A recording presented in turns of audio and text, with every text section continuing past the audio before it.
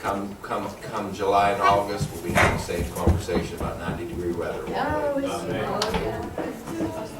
All right, well, I'm glad to be in the house of the Lord again today. Glad another Sunday's arrived. I look forward to Sunday so much. I look forward to Brother Mike's Sunday school class. I know we say it all the time, but I'm glad that we have such a good Sunday school teacher. And I'm going to say this, I don't know if you heard me say this before. I know my wife has heard me because I said it in the car. And I say this because it's the truth in my eyes. Brother Jimmy has moved on from Canaan. He's in his new job. If you see him on Facebook, he's all over the place. And I said the day that he had his last message, we were riding home from Canaan, and I said, now United Free Will Baptist has the best Sunday school teacher in Northern Ohio. Yeah. And I believe that. Give him a hand. He was in that running. He was in that running to me to begin with, but Jimmy had done it for 20 years, but he's moved on, and I truthfully believe that we have the best Sunday school teacher. So ask him to come up here and get us started. Pressure's on now. I felt that way all along, but Thanks. Don't know why we Did it again. Forgot about them kids. Yeah. So, okay. Last week, we closed out chapter 15, and we were talking about the vision that Abram was having with God, the conversation that they were having, and we got to the part there at the end of chapter 15 where he had seen the furnace and the lamp, and we discussed what that meant, how the furnace was an indication to him that his people were going to suffer and that they're going to go through some trials, but that the lamp, being the light, was going to be in Christ, representing Christ, was going to be right there with them while they were going through there, because the furnace represented their trials and their tribulations and the fire that was going to prove them, and we talked about all what that meant. We talked about how Moses listed all those countries because as God was showing Abram all that he was going to have, it's hard for him to understand because that land was occupied. And so Moses was listing the lands that were being occupied to show Abram that these are indeed going to be yours. And so we then got into chapter 16, and we got to the first two verses, but we didn't really finish the end of the second, which is actually verse 3, where it says, and Sarah, Abram's wife, took Hagar, her maid, the Egyptian, after Abram had dwelt 10 years in the land of Canaan, and gave her to her husband, Abram, to be his wife. We talked a lot about these two verses, about how Sarah said, behold, the Lord hath restrained me, and we talked about how Sarah contrived this plan, and how it was a worldly plan. It wasn't done with the favor of God at all. It wasn't done with prayer or anything like that. It was done because they were becoming impatient, and they were getting nervous because here they are, they're getting up in age and they have no children, and they're looking at this promise and talking about the seed and all of that. And so here comes Sarah deciding that she was going to come up with a plan, which was to give Abram, her maid, and that, this was according to the law. This was allowable according to the law of man, but it was not allowed by God. We talked about how Abram had listened to Sarah, and we kind of talked about how this is all familiar since we're still in the book of Genesis, and how Eve was talking to the serpent and was beguiled by the serpent, and talked to Adam about the fruit of the tree that they both knew they weren't supposed to eat from, and then Adam listened to her.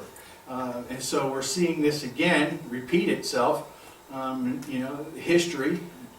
So we got to that part, and we didn't finish because there had to be a process here, because you know, he had to take her as his wife first. There was no infidelity, there was no adultery taking place. You know, he now has two wives. So he had to take her as his wife.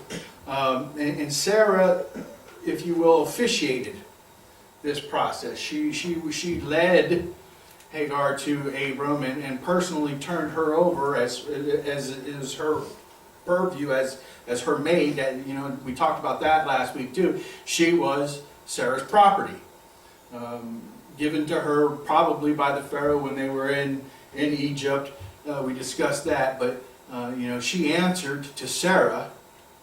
Hagar did, and so it was Sarah ceremonially turning her over to Abram. And then we talked about the fact that we did not talk about the fact that the last part of verse 3 where it says, and Abram had dwelt there 10 years, this is a benchmark where we're getting a look at his age. In 10 years, and from the last time that since they went into Canaan, he was 75, so now we're talking about 85 years. Abram at this particular point in time is about 85 years old. So that's what the significance of having that in verse 3 was, or is. So we finish that off and we go to the next two verses. And he went in unto Hagar, and she conceived. And when she saw that she had conceived, her mistress despised her. Her mistress was despised in her eyes. And Sarah said unto Abram, my wrong be upon thee. I have given my maid into thy bosom. And when she saw that she had conceived, I was despised in her eyes. The Lord judge between me and thee. Wrong, and I really love this. Let's see if you guys pick up on this. But the Hebrew word for wrong is Hamas.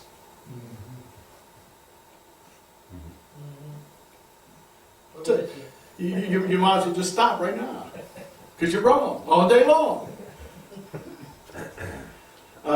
Bosom is hake. Despise is kalal. And it means to be slight or swift, be trifling, of little account, to be insignificant, lightly esteemed or taken lightly, or to make despicable, to curse, to be cursed. So it says here that when she was conceived, her mistress was despised in her eyes. When Hagar saw that she was pregnant, all of a sudden she looks at Sarah as if Sarah is now insignificant. Yes, you're the first wife, you're the one who turned me over, blah, blah, blah. But now I have done something that you cannot. God has promised him this whole seed thing, and you couldn't give him the seed. I could. So even though he was going to be the father, and this is pretty much the promise between him and God, guess who the mother is going to be? I'm going to be the mother of nations, and you're not. And so her attitude towards Sarah went pretty quickly from being her maid and you know, subservient to her, and you know, probably, you know, a little bit honored to be the one chosen to marry Abram and carry and to do this with. But once it was done, that attitude changed. Now all of a sudden, you know, I am better than you because I am providing something that you cannot. And so she disrespected Sarah for all of this, and you know, and I did put something in here about Christians, because one of the things that I think we always hear from people who are not Christian is how high-minded they perceive Christians to think they are. That sometimes we, as Christians, they look at us as Christians and say, you think that you're better than me. In fact, I showed Randy one of the texts that my own cousin said that because of that banter that was going on between us, that I think that I'm better than you. Actually, it's quite the opposite. I know. It's just that I recognize I'm not. I'm not good at all. See, the difference is I realize that I am not as high-minded as you think you are, because you think you're in control of your life. That's high-minded. That's somebody who's pretty arrogant. You know, your daughter gets on my page and starts throwing the F-bomb around and using the Lord's name in vain, and you come to me and try to say, well, you know, I talked to her a little bit about this, but where do you get off talking to my page? That's where I get off. It's my page. And I'll boot anybody off my page I don't want on my page. Who are you talking to? So then she's like, well, you just got all this God, so you think you're better than me. No, actually I don't. In fact, I know that I'm so bad that that kind of stuff is, I don't want that on my page. I recognize it now. See, that's the difference. I can see it. You cannot. Go ahead. I don't know who I heard say this one time, but I thought it was a good reply to that, because you're right, you'll hear a lot from non-Christians. They'll say, you think you're better than me. And this guy's reply was, I'm not better than you, I'm just better off than you. Now, yeah, because we're still, as long as we're living in this world, we're still in the same state. You have flesh, I have flesh. You have desires, I have desires. You're living in sin, I'm going to sin. So sin is still going to be in our lives. I'm better off because I'm working for progress. You're stagnant. You're just sitting there boiling in your own sewage. Jesus said you're in this world and not out. That's right. Yep. So, and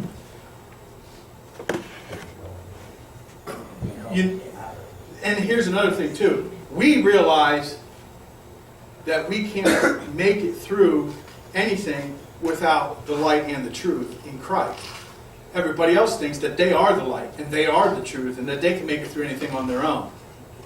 And so, you know, I don't know how I can think I'm better than you when I'm sitting here saying that I can't do anything on my own. You know, but you think that you can, so explain that one to me. So,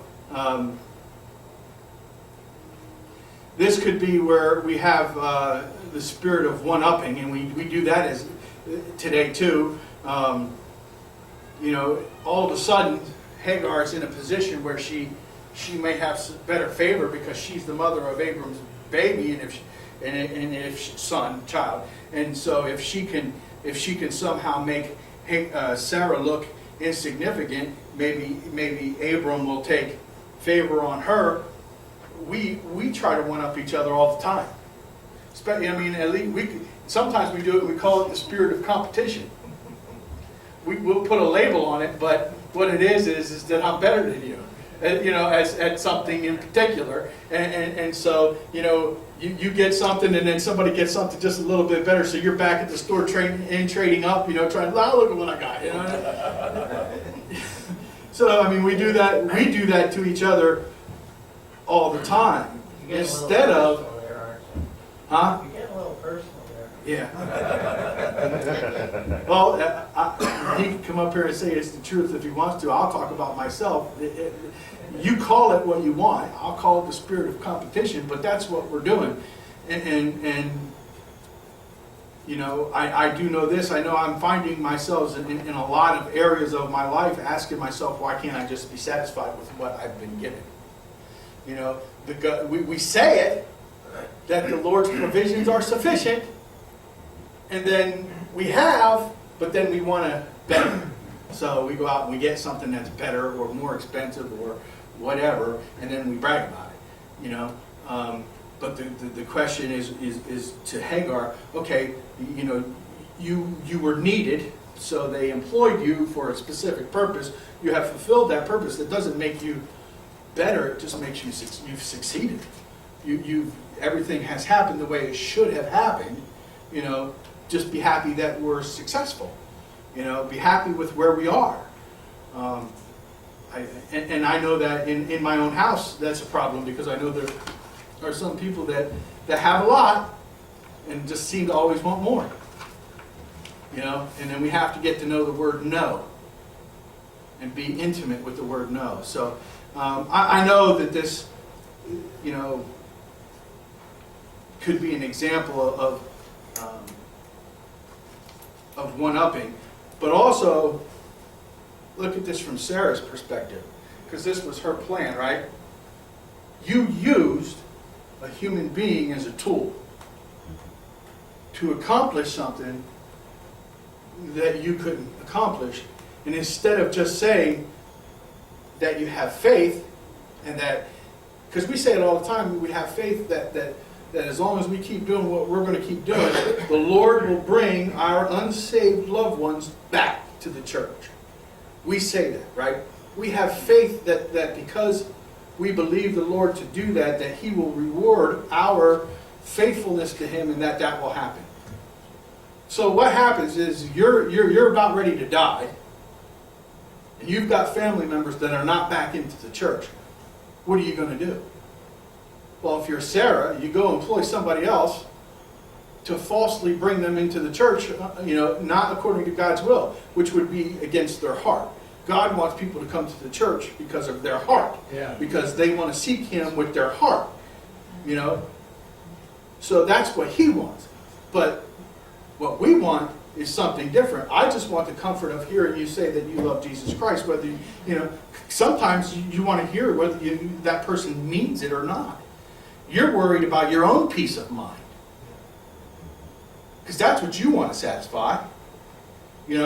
Look at what Sarah did here. Sarah is getting old. Abram's getting old. They're talking about the seed. Certainly, Abram has talked to his wife about the things that are going on. She understands the situation as well. Otherwise, she wouldn't have ever even done this. But she can't die with no child. So let's use man's law. Let's make this happen. Okay? We're going to make this happen. So she herself lacked faith, and at the same time used another human being. And we all know how this ends up. We've all read the Bible before. We're up in age. We're seasoned veterans at this. We know how this is going to end. But if you're reading this for the first time and you never read the story before, you're thinking, well, okay, she's going to use this. But since we know the end, we can look at this right where we're at right now and say, this is why this didn't work. Yes. This is why this didn't work. This was not the plan. This was your plan. Yeah. And this is why it's going to fall apart. And so it's a good lesson to stop and look at what Sarah's doing. Go ahead. Not only did it fall apart, but and you might get there anyways, but it also shows the consequence, not only instantaneous while they were alive, for a act outside of the will of God, but look what it did, as you said, know the rest of the story. What happened, what led from... Well, even up this until baby. today you're talking about. Yeah. I mean, we're still, you want to look at it, we're still suffering the consequences of this particular act to today. And we think that when we're committing sin, it's always just, oh, well, this is just me. I'm just doing this to me. Are we naive enough to think that... That when you throw a rock into a pond, it doesn't ripple? Yeah. I mean, what am I living through today that was done years ago in my family or something like that? Yeah. What are we as Americans living through today that was or wasn't done by our leadership years ago? I was listening to J. Vernon McGee this morning on the way down here, and again, it's really, really cool to listen to old preachers whose stuff has been recorded, because they're preaching from their time. And he was talking about Elvis Presley, and he was talking about something else, but he was particularly talking about You Ain't Nothing But a Hound Dog, and how everybody was in love with this man and his music, and why would any self-respecting human being want to consider themselves a dog? And he was just flipping out about this music and considering yourself a dog instead of a child of Christ, and having more respect for yourselves. And his whole sermon was about wearing clothes, but the clothes were symbolic of something else that was going on in dirt in your life. And then he would come back to the Bible and what you were supposed to put on, as a garment. And it was pretty cool. But when you look at this particular thing, we already know she's going to have a son. He's going to name Ishmael. He's going to be the Bedouins and the Arabic nation, and people are going to try to take him out forever, and they're never going to be successful, because a part of this is God promised her a seed too, and a nation, and so they're going to be here now, and they're going to cause problems.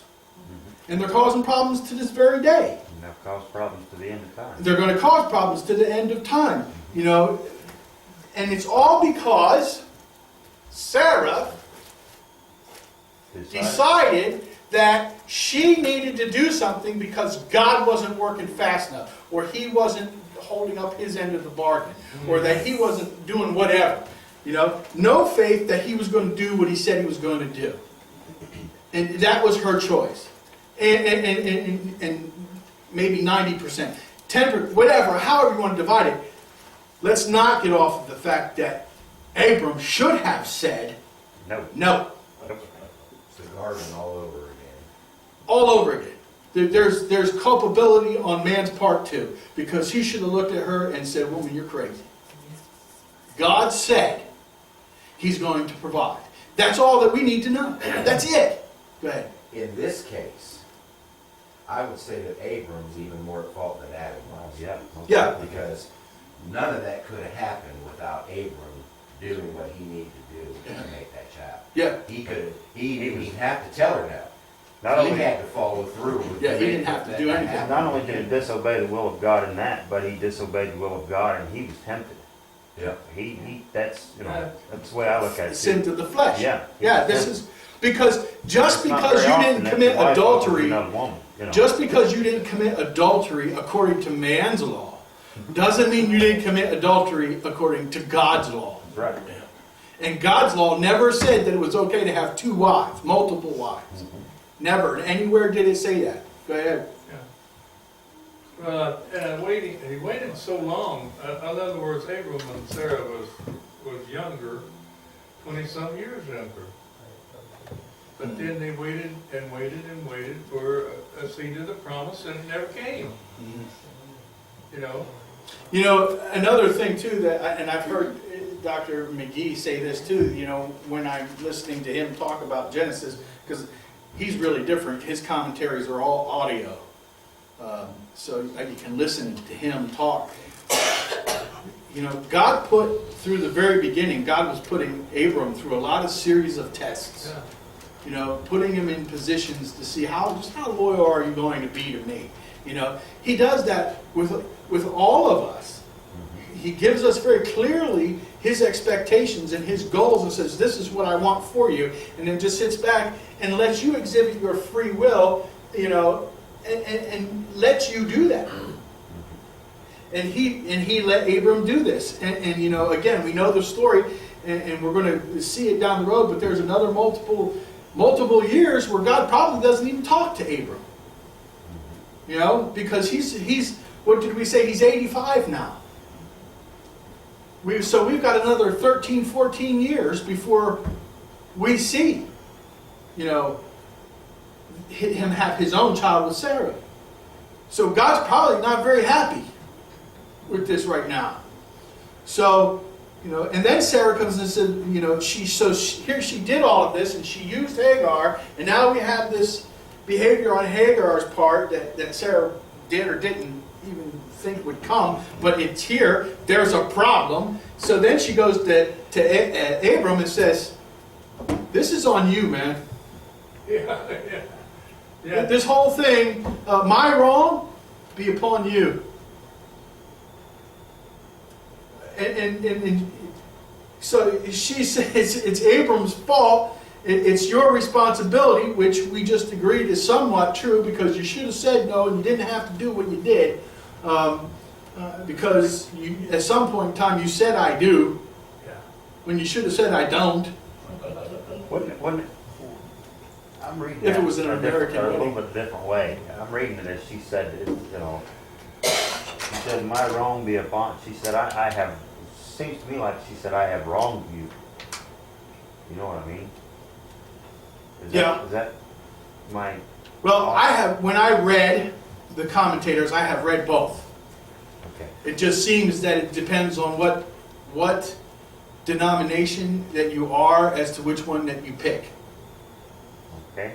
So, but there are the ones where I'm talking about Spurgeon and Wesley, and I read them, and they're saying that when she says, "My wrong be among thee," She's putting that, and Vernon McGee, by the way, also agrees. What she's saying is that I'm putting this on you. And what Abram then turns around and says is, no, no, no, this is on you. And she's yours. So you deal with her. And then, so that's he puts it right back onto her, which they also agree he should not have done. Because then she runs. He should have dealt with this. This is your thing. You're the head of the house. You don't put this back on her. You deal with this. So she tries to put it on him. He turns around and says, no, this is on you. She's your maiden. You deal with her. And you deal with the issue. So when she saw that she had conceived, I was despised in her eyes. We're talking about some mistreatment. This is an example of why only one wife in the house can work. Because you can be best friends all you want. At some point in time, territory is going to come into the picture. And you're going to start having some arguments about what is your area and what is my area. You know, the first wife having privilege over the second wife. The second wife saying, I'm still a wife and I won't be second class to anybody. You know, and especially since the second wife is the one that has provided the child that the first wife couldn't provide. Mm-hmm. So now we've got even more of a problem in the house. Yeah. Okay? And this is why this is an example in Scripture of why God wants it to be one man and one woman. Because you don't have these arguments if you only have one man and one woman. Yes, Mother. Yeah, you have other arguments, right? Our discussions. There's only one queen, and there's only one leader of the children, and there's only one person responsible for the upkeep of the property, period. Can we go back to where Lot and Abram's people were fighting with each other because they're all sitting there, all these masters of whatever, the sheep and the ox and all that other stuff, they're trying to do their job on top of each other. And they start arguing and fighting on the property. And then so Abram sits there and says, well, okay, we have to split before this gets really, really bad. But then he didn't remember that in this lesson, and he brings more people underneath his tent where we're going to have the herdsmen are going to be fighting very soon. But he didn't see that coming. So, you know, this is the reason why there's only one. You know, that's why there's only one God. There's only one Spirit. There's only one Christ. You start having more than one person with power and authority. We're going to have a power and authority struggle. Go ahead. One Lord, one faith, and one baptism. It's just an act of sin compounded by sin. The sin of doing what they did, then it's causing this sin of jealousy and all that. What do they say about lies? Yeah. You tell one, and then you got to tell 5, and then you got to tell 25, and then you start forgetting what the lies you told to cover up the lies that you told. What I was thinking about with this, I started thinking to myself, you know, we in this aspect are no different than animals, dogs, because you think back to when Noah had the ark, God did something. He taught us. He did something that made all these animals get along, right? But out in this world today, what happens in a pack of dogs? One is the alpha, one's the alpha dog, and they will fight for their territory if another dog comes. And that's the same thing that's going on between them. And see, what I'm saying is, that's the act of sin working in the world. It's not even about the individuals themselves, because what's going on in that household happens with animals as well, because sin is in this world. Yeah. And you use the pack of dogs. And you know what I find is lions. I just find it amazing that the female lion does all the work. But the male lion they'll fight another male lion for the pride to the death. And they just sit there in a tree. But they're not the hunter-gatherer like the female lion is. It's just amazing that's well, I wonder if today I'm going to have to fight for my pride today and die. And then Mom said, oh, I wonder if we're going to eat today. You know, I don't know where you bring that up. That's what came to my mind. It is a kind of the way God created nature and how it's all supposed to work and survival of the fittest and all that other kind of stuff. It's because you know what? Before the fall of man and sin entered the world, that's not the way that was either. That's just not. There was no eating of the meat until the fall. Are those things not everything in nature speaks of a God? Yes, without question. It speaks everything in nature to me speaks of a Bible. You know, And everything in nature today speaks of the fall of man. Yeah. Yes. Mm-hmm. To where that we have, you know, the prey Mm-hmm. hunting on the other, you know, and the whole food chain. We call it the food chain. Well, it's the result of the fall because there wasn't a chain before. There was you, and then there was God's provisions. God provided, and we all ate fine. All the animals were eating and taking care of it. They weren't killing each other, you know. And then man does, and that's why the flood had to come, because that's the corruption of sin. The corruption of man went into everything. Mm-hmm. And now we are where we are, and we're still suffering for it to this, you know, again, to this very day. Mm-hmm. So it's a beautiful thing. So then the Lord judged between me and thee. Sarah appeals to God now.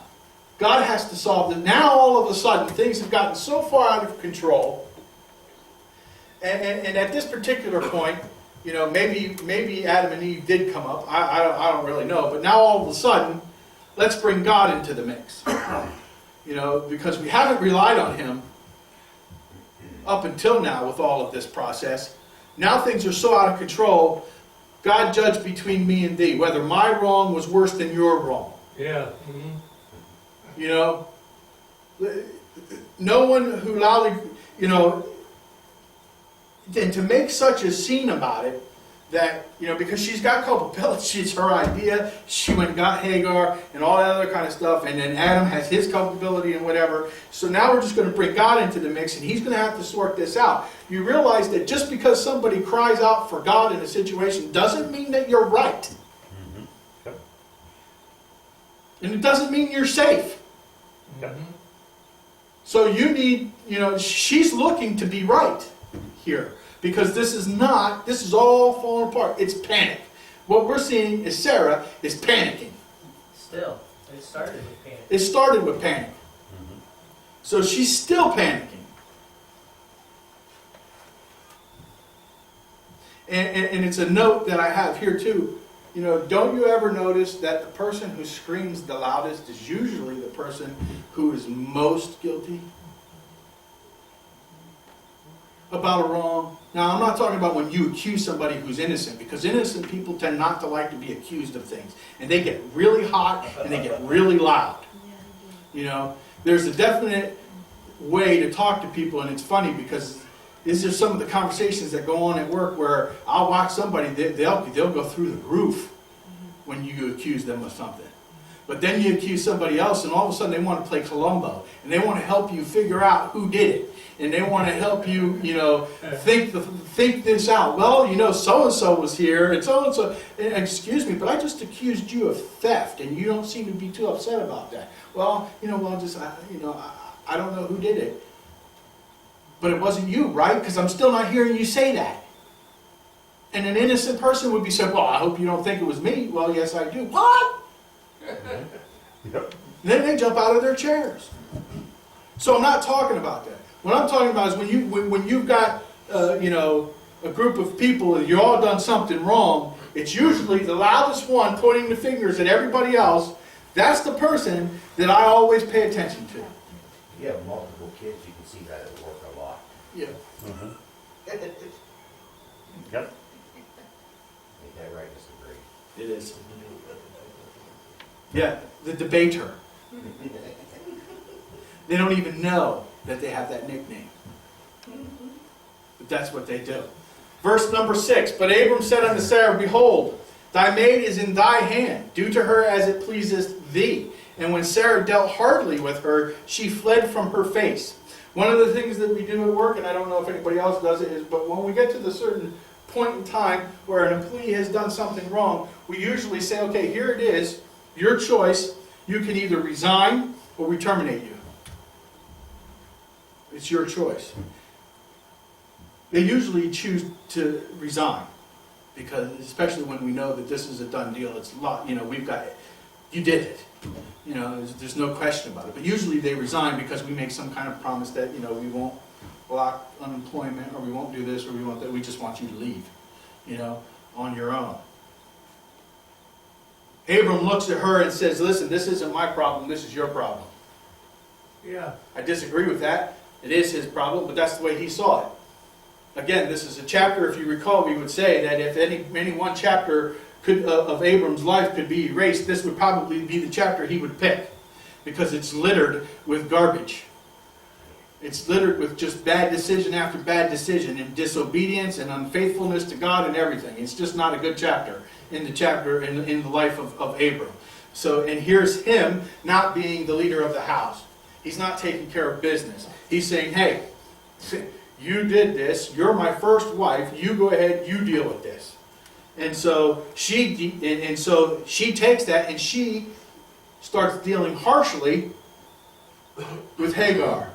And what does the Bible tell us about that? The Bible tells us that when, angry words beget wrath. If you were looking for peace or if you're looking for a resolution, dealing harshly with somebody is not the way to get a resolution. It's not the way to find common ground. But that's what she did. And so Hagar ran away. Hardly is hana, and it means to be occupied, be bussied with, to afflict. So she afflicted Hagar and oppressed Hagar and looked down upon her.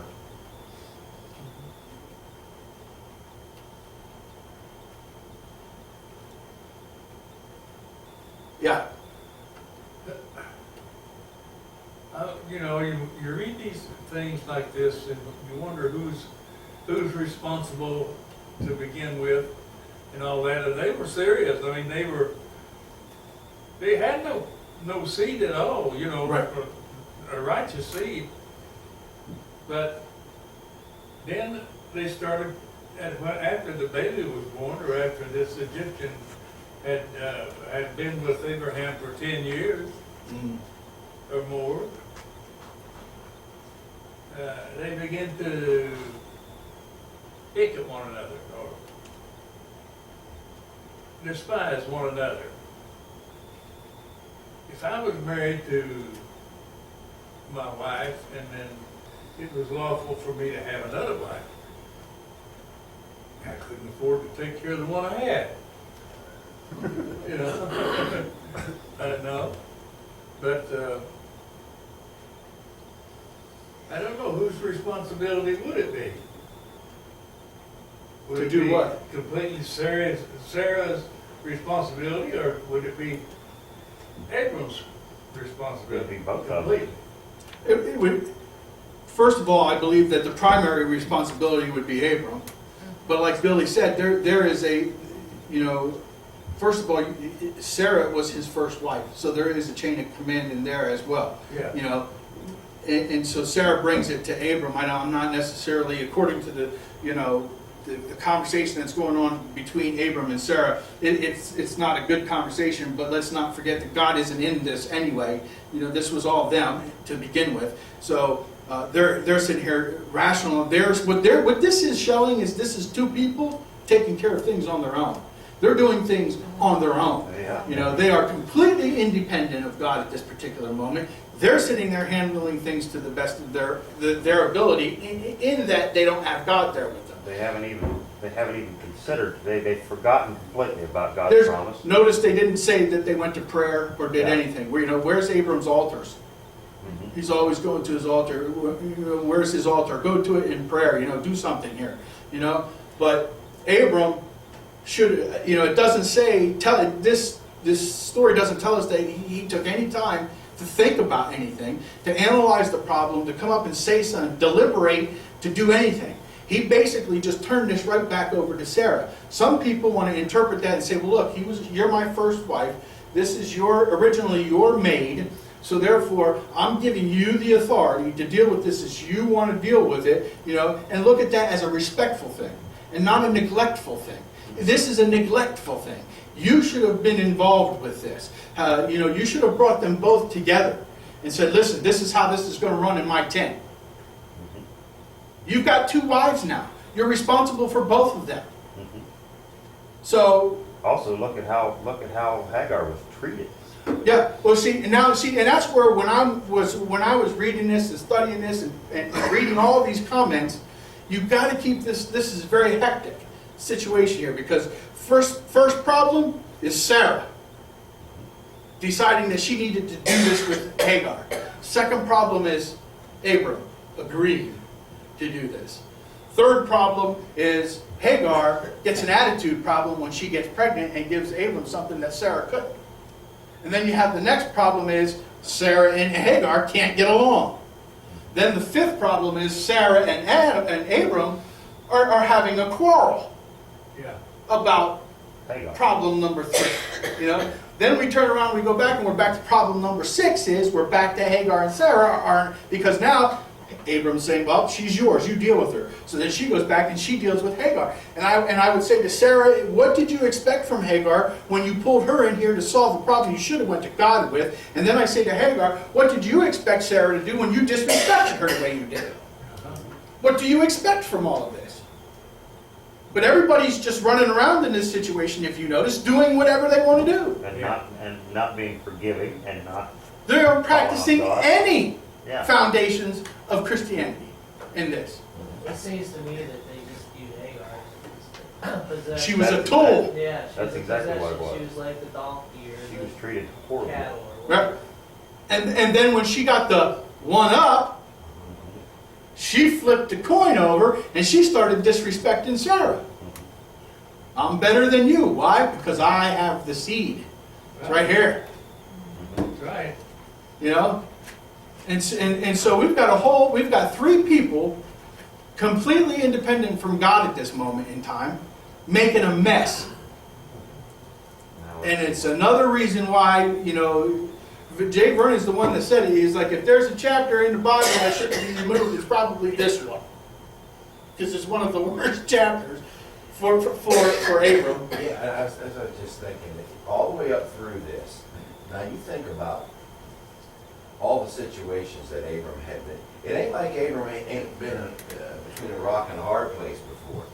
And he always, all the way up to this point, like you said earlier, about God was testing to see how far Abram's faith would go.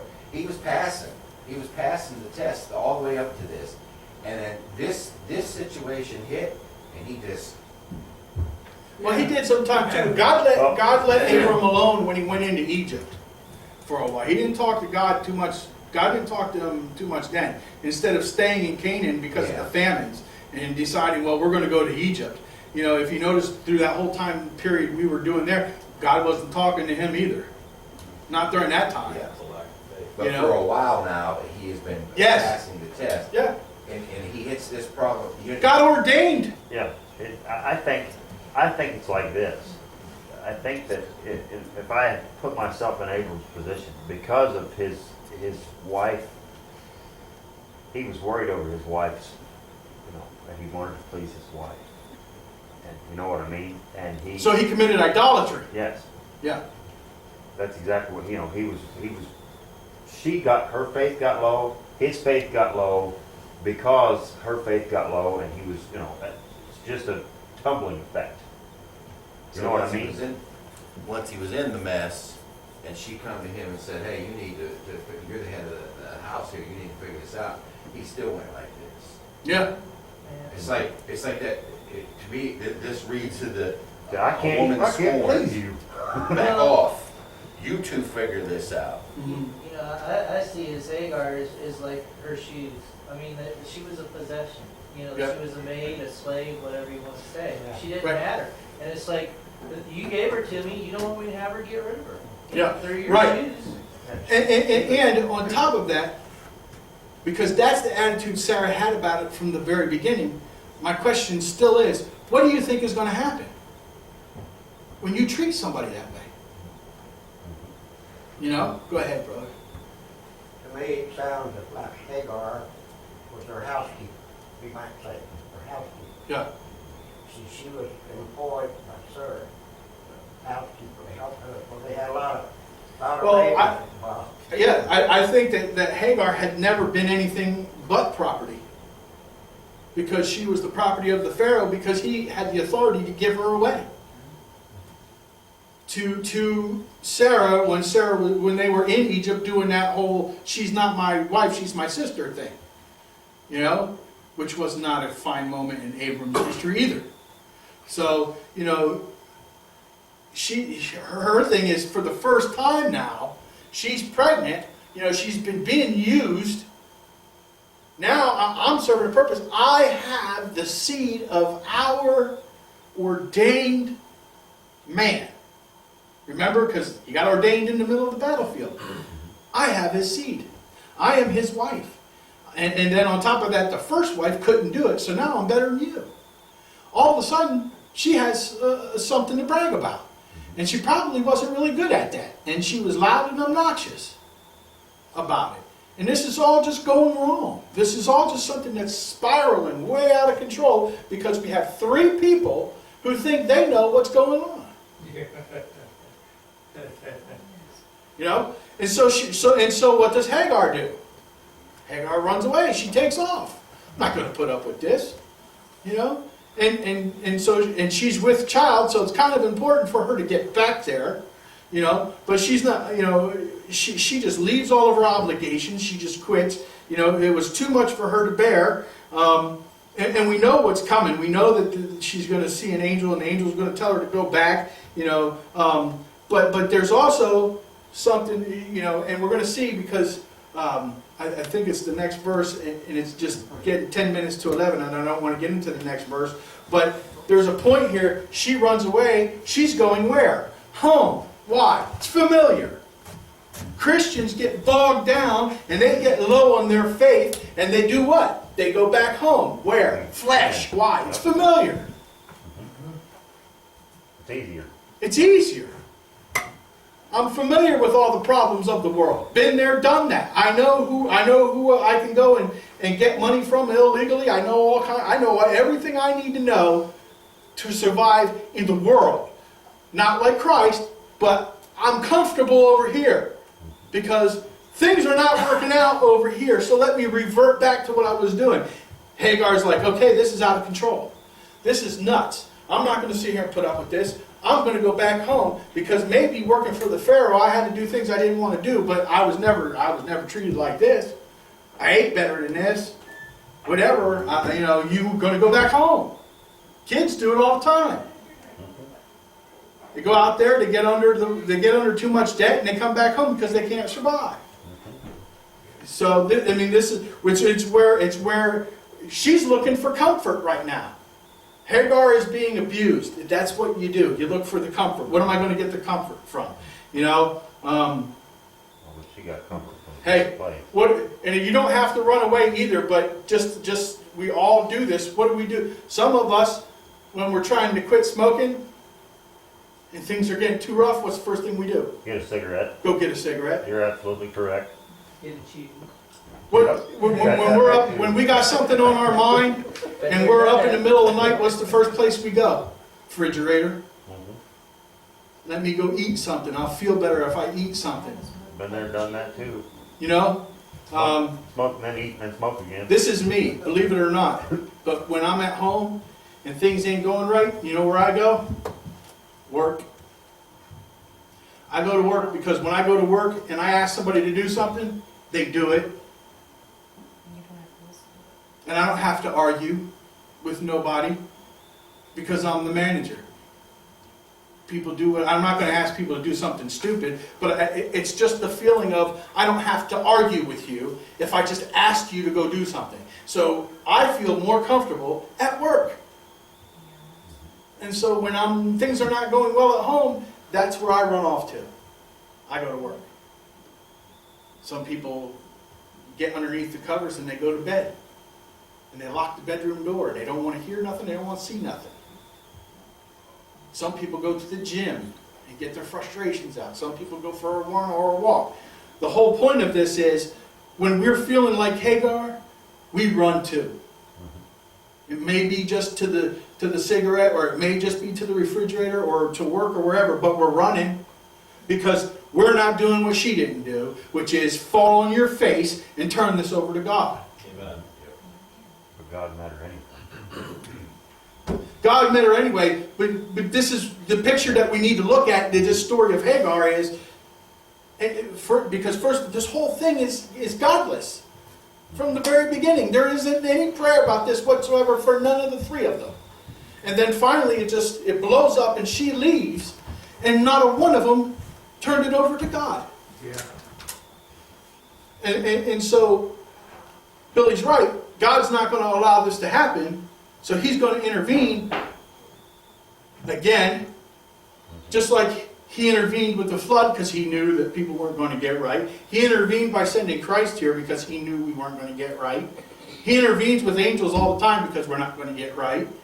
You know, He intervenes with people, us. We put each other in each other's lives, give a phone call, you know, whatever. I'm here to help you. I love you because you're not going to get it right. So Still a consequence though. there's still a consequence. Yes, there is. And what do you go through until God finally gets to you? Yeah. That you would not have. Look how long this went on before God intervened. Again, like the pastor said, you know, this little faux pas that they had didn't just affect them. We're still dealing with the Arabs today. Thank you, Ishmael. Hagar and Sarah and Abram, you know? Yeah. So, I mean, the consequences go on and on. All right, so let's take a few moments to have a break before we start.